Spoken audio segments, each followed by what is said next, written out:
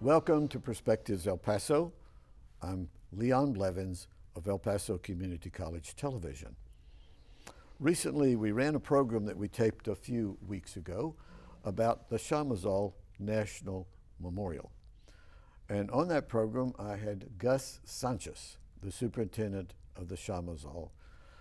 But we had so much that we wanted to talk about, and we didn't have time to cover all of it, and it was the 100th anniversary of the National Park Service. So I asked Gus to come back, and here we are in the middle of January of 2017, and we're going to look back at the national parks. Now, I told Gus, here's the way I want to take this. I want us to start with Alaska and Hawaii, who are not on the mainland, but they have some national parks and monuments. And then we're going to move across the country, come to the mainland and move across the country in this 28-minute segment. And here's the way I want to look at it. Gus, I want you to tell me about some of the stars in the crown of the National Park Service, starting with, say, Alaska and Hawaii. If you're giving me a tour, we have a little, all kinds of time. We don't have a lot here, but a lot of time, and you're going to take me. Where are you going to take me in Hawaii? In Hawaii, I'd take you to Hawaii volcanoes. It's an incredible place where you can still see the Earth being formed and the planet being formed. And it's amazing to me because I remember when I first became aware of that national park, I read a job announcement where they explained that if you had respiratory problems, that you should not apply for that job. You'd be breathing that stuff. Because now the my wife volcanoes and are I active. have been there, and we went up on the mountain and looked down into this. And then we also took a helicopter ride and were able to look down on it. And when we were on the cruise ship at some point at night, we could see the lava running into the ocean. It's a magnificent place. Now let's go to Alaska. Where are you going to take me if I go to Alaska? At Alaska, I'd have to take you to Denali, which formerly was known as Mount McKinley. When I first started with the National Park Service, I worked with a ranger who had started his career at Mount McKinley, and I became fascinated by that park. And it's such an incredible ecosystem. Of course, you know, living in Alaska is different than living on the rest of the... And the way you get around there is riding in airplanes. That's right, you get around. And in fact, my friend was a pilot, and he shared with me some amazing stories about working at Denali. And so you get this sense, for one thing, about how many people visit the parks, but there's one aspect of them that I think everyone should remember. It's that, you know, when you get to visit a park, you can do it quickly if you're on a trip where you're going from park to park. You can spend a couple of weeks and get a little bit deeper into it. Or to be honest, as I found in my career, you can spend a lifetime and never know the place the way you'd like to. Yeah, well, my wife has traveled to some of these with me, and others I've gone alone and camp out and do all these the rough stuff. Okay, let's come down then to the mainland, and let's say Oregon and Washington State. Where are the stars in that part of the country? Well, there's several of them, but one of my favorites is Mount Rainier in Washington. You know, I've spent a lot of my life here near the Chihuahuan Desert, between the U.S. and Mexico, and to be honest, I'd never seen a place like that. A mountain that only becomes visible once in a while as the weather clears. I never saw it rain so much. In my life. Of course, Seattle, which is famous for occasional views of Mount Rainier, is known to be a rainy place. But what I came to understand too there was the diversity of organisms, of plants, of life forms, and how much we're dependent on weather and the environment. I think it's something that if you look back into history, all of our ancestors understood, but we didn't have the ability to know all of the world like we do now with modern communication technology. So that's one of the best things about visiting And those people places. lived out in that environment. It shaped their life, their culture, their language, everything. Exactly. Okay, come down to Oregon. I've been to these places, and I was a logger in Oregon one summer, and the people talk sometimes about the sun goes down real early because we have so many trees. Right. It seems dark to them. Okay, what about in Oregon? Well, you know, in Oregon, I've traveled very little, but I actually would like to move to California, for example. Well, let me mention Oregon. One of my favorite spots in Oregon was Crater Lake. Crater Lake, You've yeah. seen pictures of that. Yes, and heard stories about Crater Lake, and it's an amazing place. Yeah, and you kind of see how, regardless of there isn't a single ecosystem in any part of the country. There can be a prevailing one, but there's these little oases, for example, of what seems like a different place transported into a very different ecosystem. That's what reminds me about Crater Lake. Yeah. Okay, come down to California.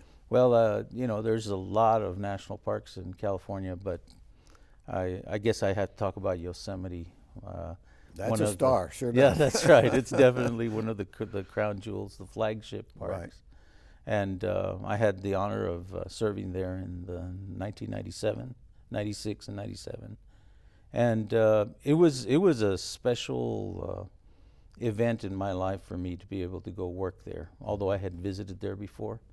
But to actually spend time in Yosemite Valley, where I had read so many of the works of Muir and so forth. John Muir. John Muir, describing it as a temple. An amazing man, because he never held a position with the government, he was a person who loved the outdoors. And what did he describe himself of? Muir described himself as a tramp, meaning that he tramped around in the wilderness. Well, not far. You can tramp over just right next door, and there are two others that I've been to that one, and two others over there, Sequoia and then Kings Canyon. Sequoia and Kings Canyon. I'm jealous of them. They're all clustered right there together. That's right. And I mean, people, I know that, you know, what's one of the funny things that I've noticed? Almost everybody I've met has gone to Yosemite. But every once in a while, I've noticed this phenomenon. You go to a place, to an area to work in a park, and you meet local people who live around the park. I know what you're saying. And there's people who have never visited it. That's right. They say, well, I meant to go. Everywhere I've lived, I've seen the same phenomenon. But it's really funny how that happened, and I saw that happen at Sequoia and Kings Canyon. Okay. And even with Yosemite Valley. Okay, so we got California. Maybe we need to do another show later. Yeah. Cover another tier of these. Yeah. Okay, so we got California. Let's move over then to the Southwest, and then we'll work our way up.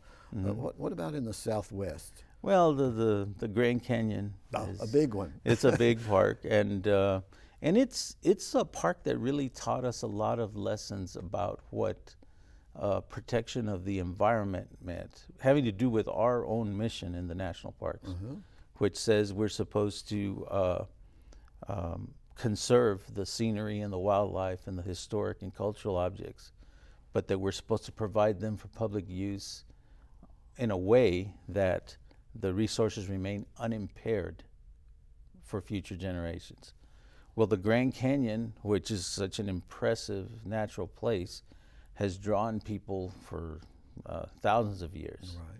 And yet there, we saw where so many people came, and in the early days and as technology took off, vehicles and so forth. Got commercialized. There was more commercialization. People wanted more, and we didn't know quite how to limit that. So at one point, you see us where we have to say, wait a minute, we've gone too far. Even though we approved all of these things in increments, the cumulative effect. You can love it to death. Yeah, exactly. That's what was happening. People Right. were loving And it. and I saw a similar thing at Yosemite when I worked there. And so sometimes that interface with the public, people will say, well, look, these are our national parks. I need to get in there. Or why don't you all build more? But at some point, you'll destroy what you were trying to protect. Yeah. And so those are some of the ongoing challenges that the service faces in a lot of the big natural areas. Yeah. And so those are some of the things that I've noticed. Yet Grand Canyon, in the early days of the Park Service too, they couldn't get anybody to go to these remote places. and only the super wealthy went there. Right. So one of the things they did was they worked with the railroads and built these incredible lodges inside, like the Ahwahnee Hotel, you know, in Yosemite Valley, and the same thing at Grand Canyon. And you can still see those, but there's sort of a disconnect. What does this have to do with the park that belongs to all the people? There's that question that's asked even to this day. Right. Well, coming across there, you have in Utah and Arizona, you have things like Zion and Bryce Canyon and some of those magnificent places to visit. Bryce Canyon is incredible. I've enjoyed my time at Arches. You know, when I would hike at Arches, I was working at Big Bend during that part of my career when I took a trip to Arches, and it was the funniest thing. I came around a corner with my wife and my family, and some visitors, other people were hiking, said, "Hey, look, it's the ranger from Big Bend." It was the funniest thing. They had just talked to me Well, like a week before. what I like to do in those parks was I like to ride my mountain bike. I like to ride a bicycle around through there. I wasn't leaving much of a footprint, but I could get out beyond the pavement and see some of these magnificent views that were there. I just love that kind of thing. Okay, well then let's come on over to say Big Bend, and then we'll move back toward the north. So you were at Big Bend. Yeah, I spent the first part of my career, over 10 years at Big Bend.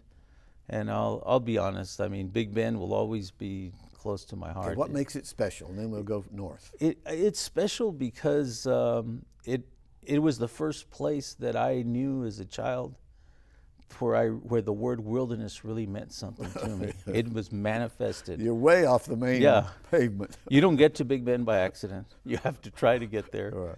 And the thing I remember the most about living there is the silence. All you hear is the wind and some of the birds. At nighttime, there was no peripheral light.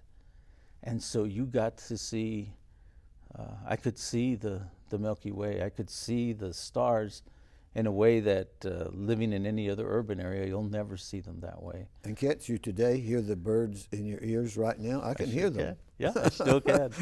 And I can feel that wind blowing, the creosotes rustling. Right. It's incredible. That's the intangible part of the experience that's still very real for people. Well, too many urban night people, they want to take their urbanism with them into the parks. Exactly.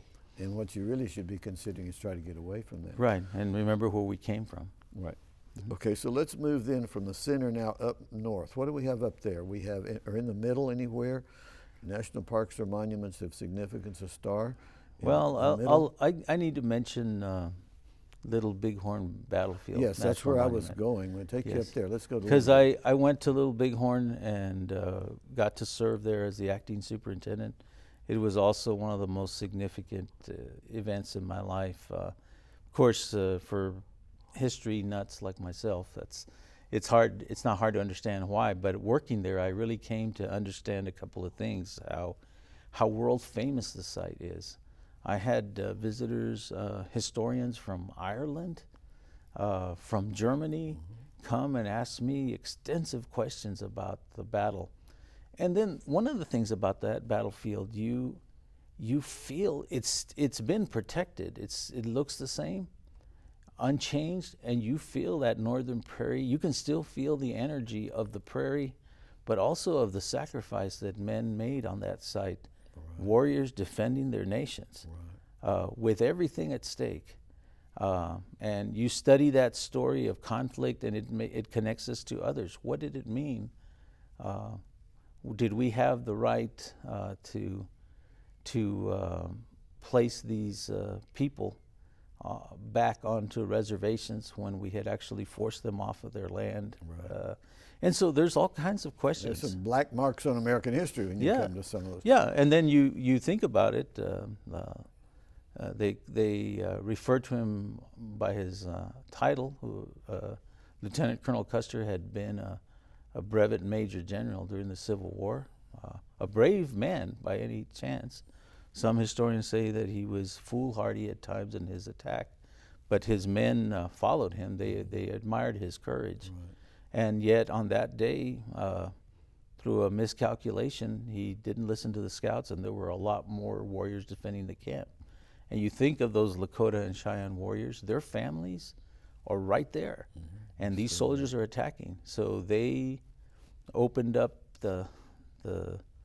they were like the masters of the prairie as far as waging war. Right. Thousands of years of experience behind them, and they basically said no to that troop. I wish we had more time for all of this history. We yeah. need a much longer show. There's a great big mountain up there in that area that has faces of presidents on it. Tell us about that. Oh yes, Mount Rushmore. Yeah, it's an incredible sight. Have you been to Mount Rushmore? Oh yes, I've been up nearly all these we've Nearly talked, except Denali. I haven't been there, but well, yeah, you know, I've been to many national parks. I don't know if I've shared this with you, but I am half Native American. I'm half Kiowa. My mother is from the Kiowa tribe. My father was Mexican American, and so as a Native American, I often think of when I used to think of Mount Rushmore, I used to say, that doesn't seem right. Why should we have carved, blown a whole mountain apart to make it? But I'll admit that when you go there, and also that idea seemed a little strange, the big giant president's heads looking down at the little people. But it does have a very impressive energy around it. Oh, yes. And once again, depending on your outlook, to most of the Northern Plains tribes, the idea that you would have blown the mountain apart to memorialize men was sacrilege. I had a stepmother. She married my father when he was living in California after my parents divorced and so on. And she described she was half Sioux Indian and half Mexican American, born in Alamogordo, New Mexico. Yeah. And so we are that kind of nation. We're That's right. Okay. That's right. Okay, let's move over then. Let's keep moving from up there over toward the northeast somehow. What's over there?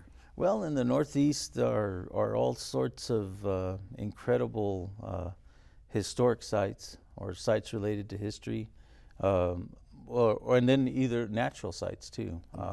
For example, up in the state of Maine, you have the Acadia National Park, Right.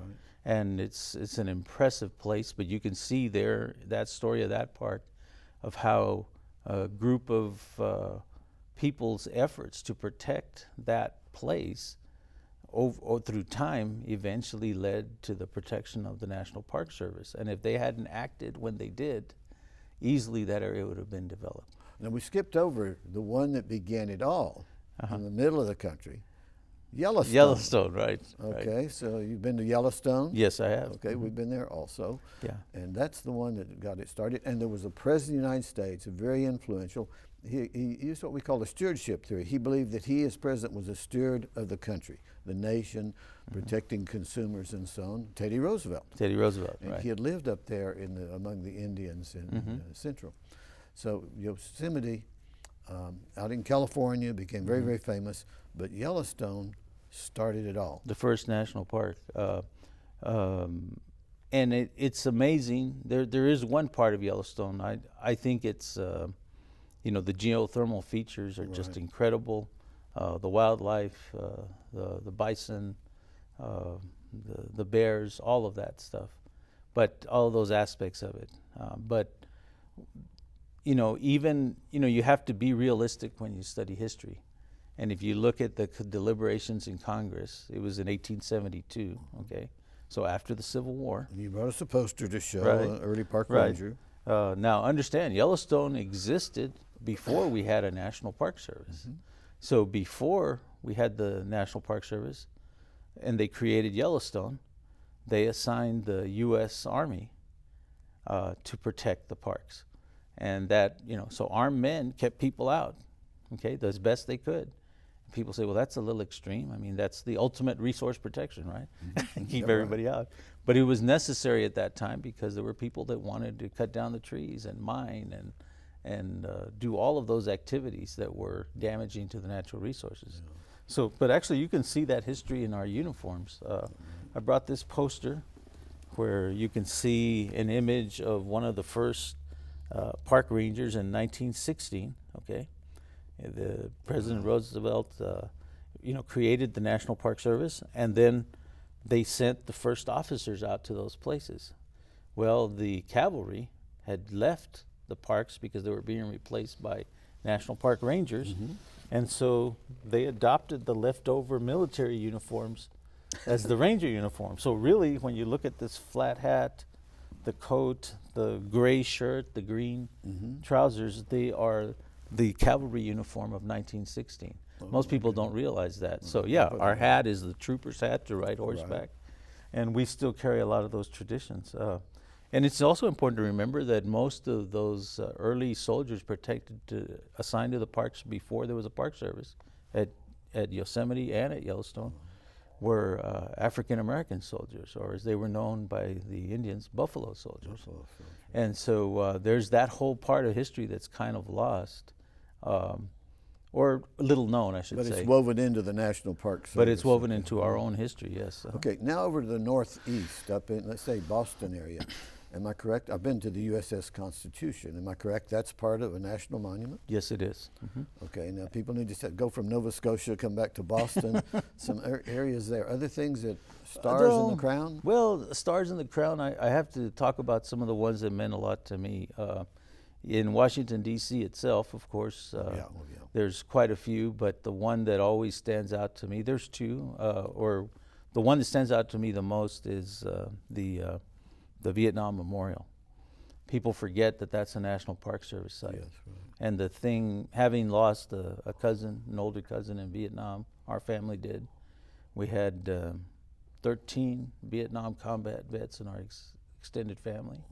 We were very involved in what was going on. And we got to remember, that was the first war that got televised, really. Right. We felt like we were there. And so when you go to that memorial, I think what it stands out for me is the fact that we try very hard to let people have the real experience. But what stands out to me is that you go to that monument, and it's hard for me to believe that no one's actually buried there. It's like you can feel the essence of our sacrifice. The names on the wall. The names on the wall. And so all of that is extremely important. I think I also would like to mention one Civil War site. There's quite a few, several very famous ones. But there's another monument in Washington you wanted to mention? The other monument that I wanted to mention that meant a lot to me was there's a new World War II monument, but the Korean War monument also means a lot to me. Yeah, I was just there last year, or 2015 actually, invited there by the South Korean government, and I have pictures of me at a Vietnam Memorial War replica that was brought to El Paso and so on. So I have memories of all of these that are just very, very, very special. And I've been to a number of the battlefields. You started in to go with the battlefields. Let's move out of Washington, D.C. Yeah. Tell me about your battlefield sites. There's quite a few battlefield sites, and some that are very famous, Gettysburg and so forth. That part of history is very important to the U.S. identity. But my own personal favorite is a national park site that's not easy to get to, a Civil War site that's not easy to get to. It's way in the middle of nowhere, and it's Shiloh, Tennessee. You have to drive miles off of the interstate. You come to this tiny little town, and you go to the site. And like many of the other sites, you can study. There's historic buildings where they have a visitor center. But that one, more than any of the others, I felt that I could sense the energy of the soldiers as they battled for what they were fighting for at that time.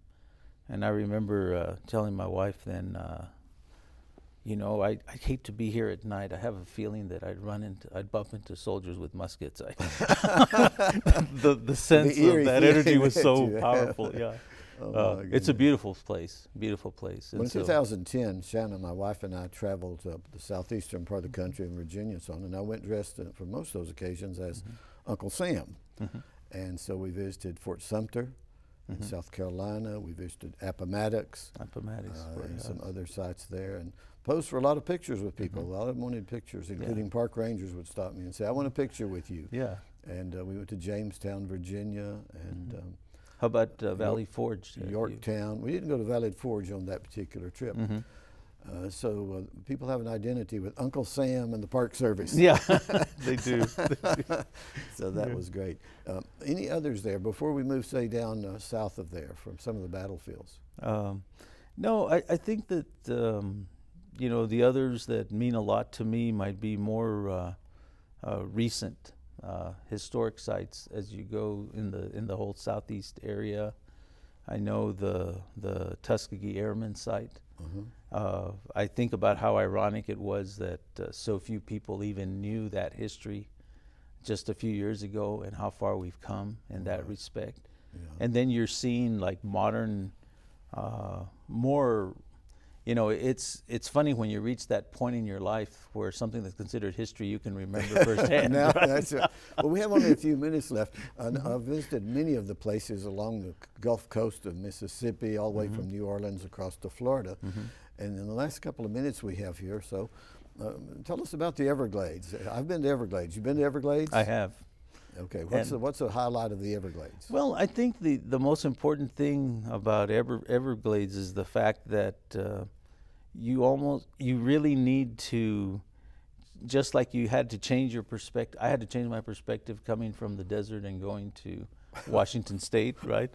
You have to change your perspective about, this is a park. Many people would ask me that about Big Bend. This isn't a national park. This is a wasteland, they'd say. Right. And yet you look at those massive places like Everglades and you study closer. You've got to look a little bit past the first impression. Right. And you begin to see the diversity of life there and how important they are to the total ecosystem. So did you ride on an airboat and see the alligators and all that stuff? I did, yeah. And in fact, I've come to respect those creatures. They seem as prehistoric as anything we live with on this planet. And we're intruding into their territory. Why should we be surprised when they snap at us and want to eat us? Yeah. I mean, they're doing what they've been programmed to do for millions of years. That's right. Yeah. And I think that's probably one of the takeaways of visiting all the national parks. There's so many more, okay? Oh, yeah. I got to work at LBJ National Historical Park, and that park, more than anything, understanding the historic politics and the changes of the 60s really put me in touch with what does that mean now when we're still talking about healthcare, when we're still talking about civil rights, when we're still talking about all the same issues. Race relations. Yeah, race relations. Oh my gosh, and so, we are formed, like I say, by our experiences as individuals and as a nation. And I just would like to, that idea is I've come to really understand through visiting different parks and serving at some. It's been the opportunity of a lifetime for me, and yet it's an opportunity that's there for all Americans. Well, thanks for your service. Thanks for your service. Can you imagine that we covered millions of years and thousands of miles in 28 minutes? That's amazing. You did a great job, Thank you. Gus. Yes, sir. Thank you, First of all. Glad that you came back again. Yeah. Can you believe this program? It's unimaginable. The perspectives that we can have on so many different things, and that's the purpose of this show, to inform and to educate those of you in the El Paso area. I'm Leon Blevins. Thanks for watching.